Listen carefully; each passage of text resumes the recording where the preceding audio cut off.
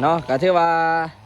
หอดยามเก็บกาแฟเลยสิได้ลงเก็บกาแฟได้บัดนี้ได้เนาะถือว่าพักหอมพักบัวเฮานี่ก็แม่น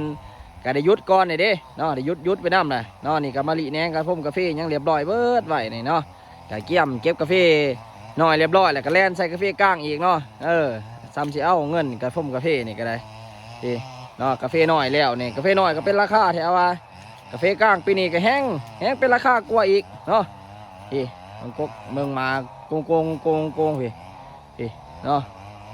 พี่ย้อนโกงอยู่แล้วนี่ลีแนงเรียบร้อยเบิดเลย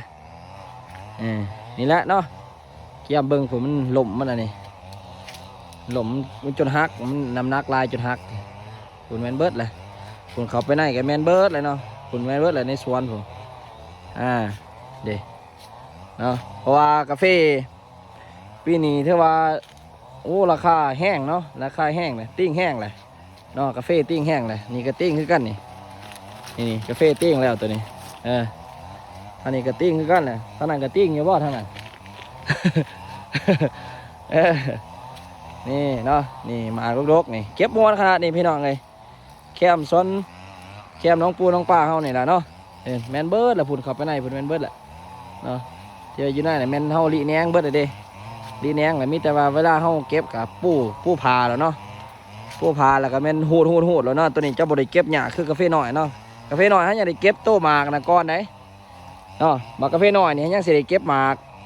อันนั้น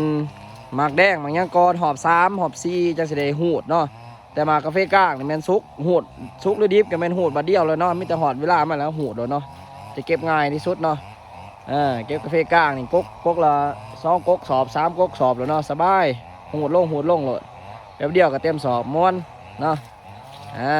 นี่นะเด้อทุกคนเด้อฝากกันเด้อทุกคนเด้อนี่บรรยากาศนี่สวนพักเขาก็อยู่บังนะ